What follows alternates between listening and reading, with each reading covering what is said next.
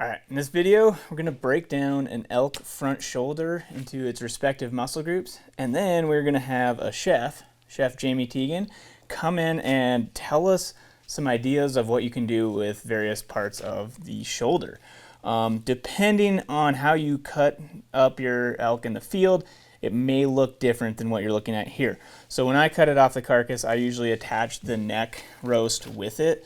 So that's what is up here. You see the neck roast, and then also I usually peel half the brisket and then the rib roll, which is on the inside of the shoulder. So there might be some additional meat depending on how you cut up stuff in the field. Some people like to just take the leg and the blade basically separate and not have that rib and brisket attached or the neck. But I just like to keep it in one big chunk until I get it home. So that's what you're looking at.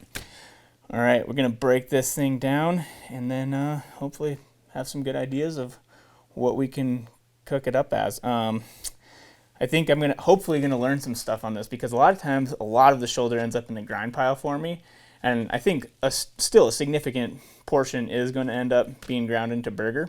But there's some other things you can do that I've heard about that I'm excited to learn about. So here we go.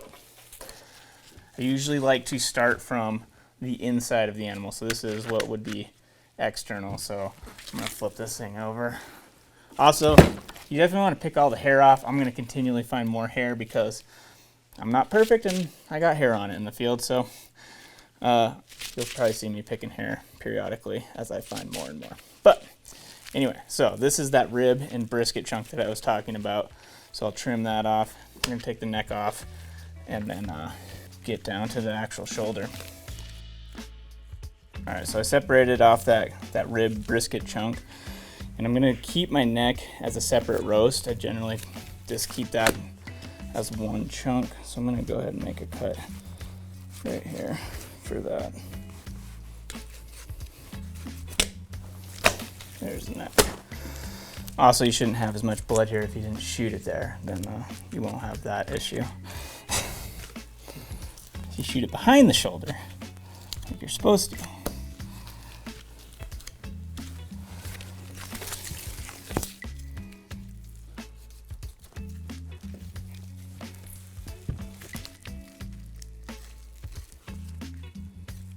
So that has the rib, brisket. I don't know what you call this. It's kind of that like flap that like wraps around the shoulder. Maybe we'll learn. I think that's gonna go in the grind pile though. But I'm gonna leave these kind of in their respective chunks almost so I can rebuild the shoulder as we have Jamie come in.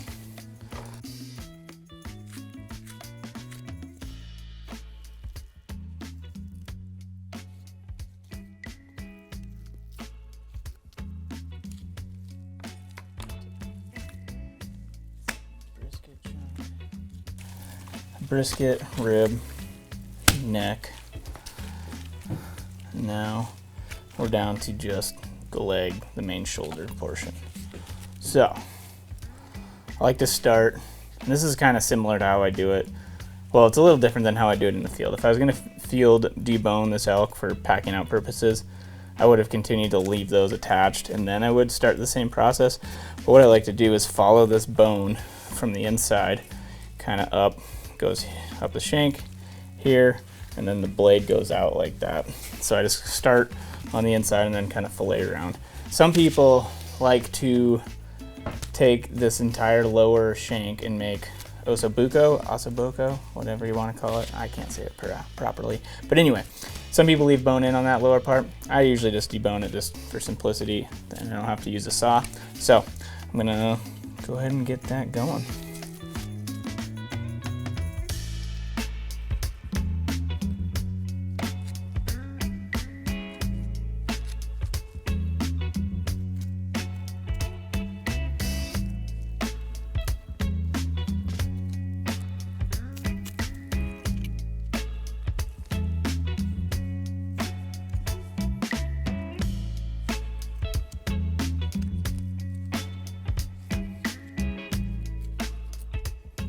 So after I kind of filleted it from the inside, got this bone separated, got that part of the blade exposed. I that point, at this point, flip it to access that blade on the outside. And you can find kind of where you ended on this side and follow this ridge. There's that little ridge on the shoulder that goes straight down, so I'll just follow that out.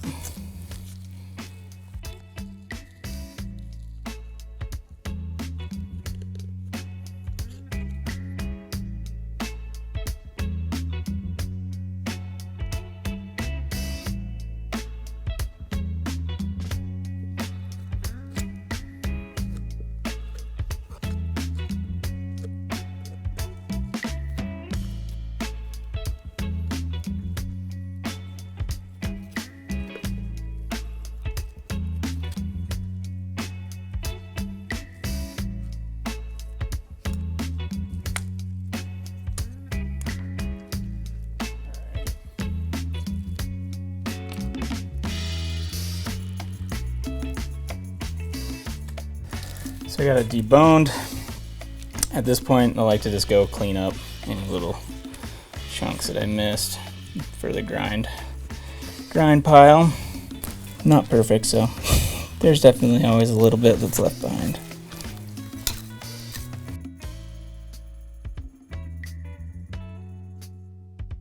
Now that we got it broke down, we have the actual experts here. We have Chef Jamie and then my wife, Kara. Yeah. And I have both of them here because I used to just break down shoulders, and honestly, pretty much all of it went into grind. I would just grind it into burger.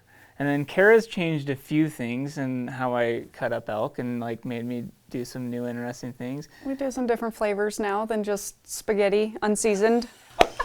Yeah, exactly. Yeah, I love that. And hopefully we can learn even more having Jamie here to like kind of break down some different options of what we can do. And also, in addition to the shoulder, there's rib roll, some of the brisket, and neck here as well. So, Awesome. what do we got here? What's this Yeah, piece? so this is essentially the top blade or the flat iron. Okay. And so the flat iron is actually a really great tender piece of meat, but it also has this kind of tendon running right through the middle that you need to get out. If you cut this up into like 3 steaks, it's fantastic.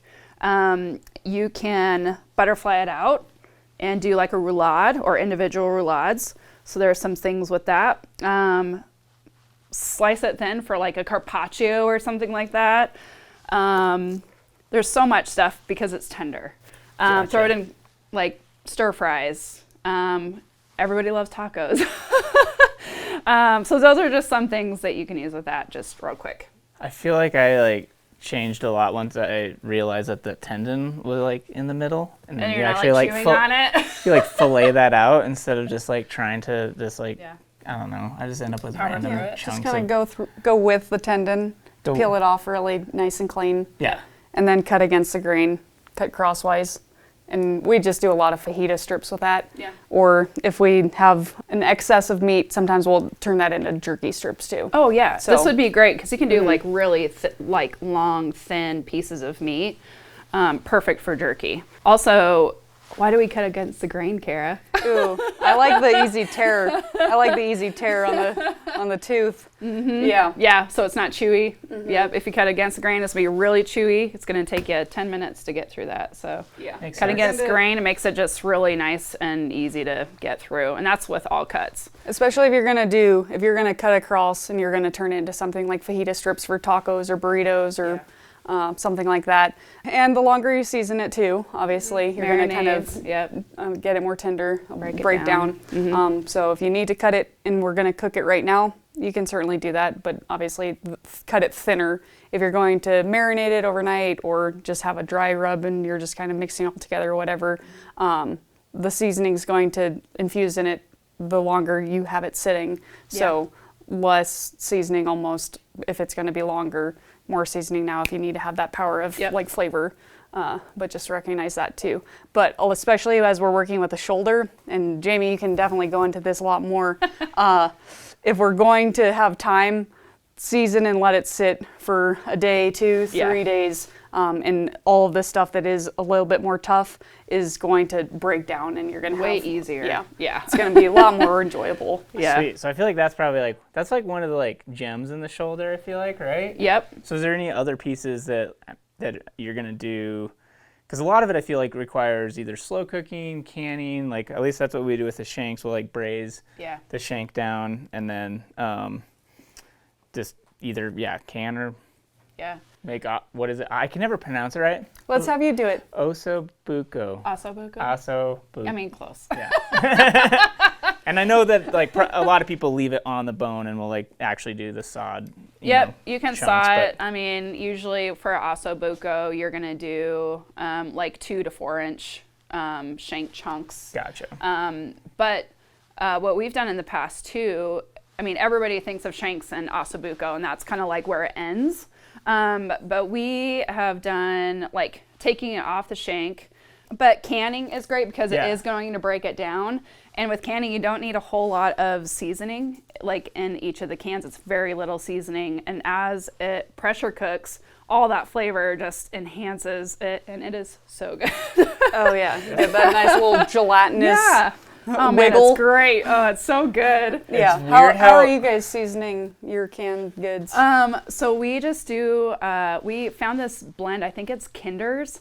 And it's just the garlic and salt and pepper blend. And then we just throw a teaspoon in a quart jar. That's it. Huh.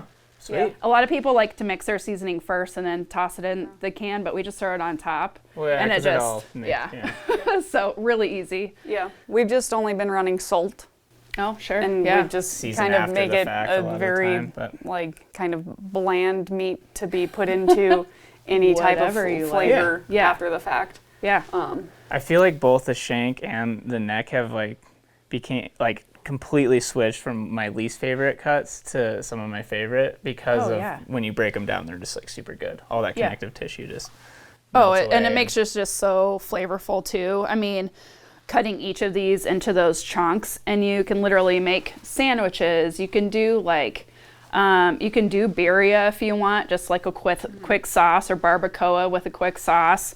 It's not necessarily, I mean, it's better if you slow cook it, but doing a quick Mexican sauce with either of them. It's really good on mashed potatoes with a quick gravy or something like that. That's a good idea. But canned meat, we love it. Yeah. It's so good. Great. But so we do a lot of that.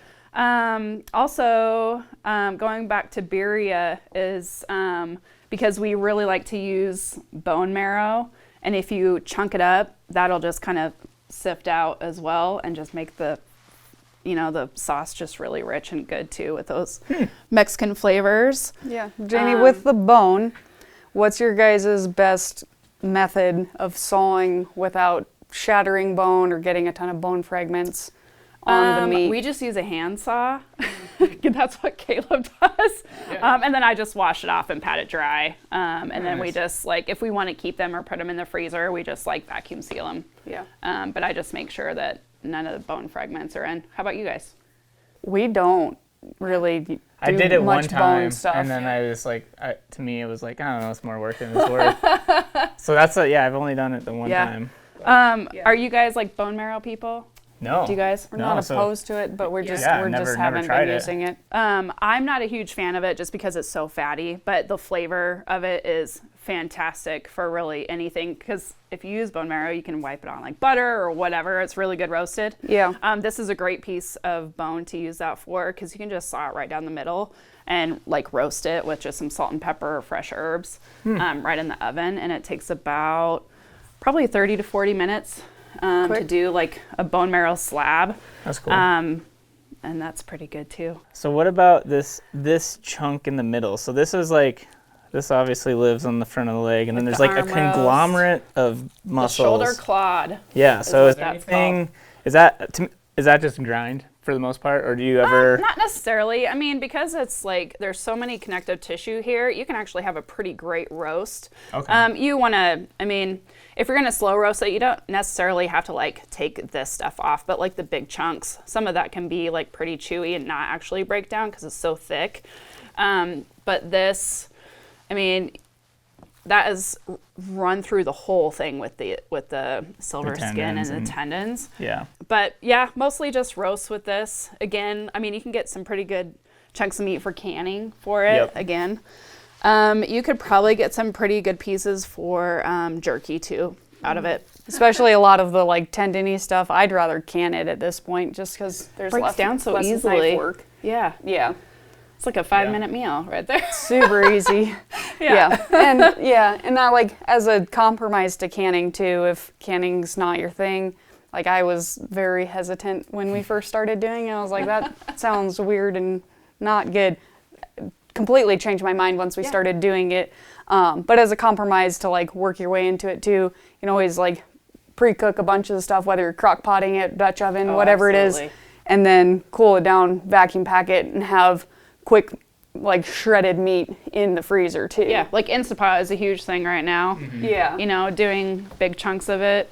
I mean, there's quick meals for you right there. Yeah. But we like making like stuff for the weekends of having shredded frozen meat. We throw it in the cooler, and maybe it's not for Friday night or Saturday night. It might be Sunday's night or a couple days down the road once it's thawed out. And we're like craving something quick and good, but you don't have to have raw meat with you all the time necessarily. It's kind of all frozen. Well, it's a nice way to like portion things out like so easily too, you know, where you're not taking out more than what you need for that night or whatever. Getting it in freezer bags and stuff like that. But yeah, sweet. And then mock tender. Mock tender. So not as tender as you think in the name, but it is tender. Great piece of meat for just like simple grilling.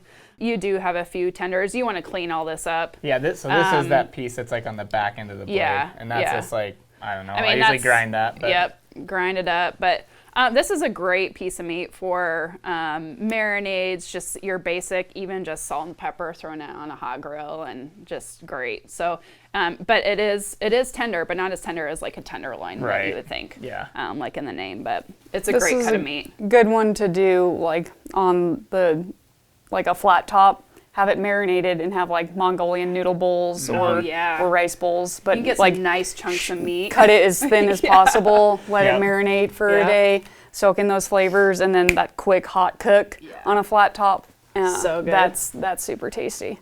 So this is the rib roll. Obviously, I deboned the ribs, and there's still some brisket, and then this is another piece of brisket. Again, that's something that I either grind or can braise. Is that the right direction? I've seen a lot of people also take chunks of it and like throw some veggies and stuff in there and actually roll it and then braise it. And it turns out beautiful. The braising, slow cook, smoke it. I mean, kind of everything.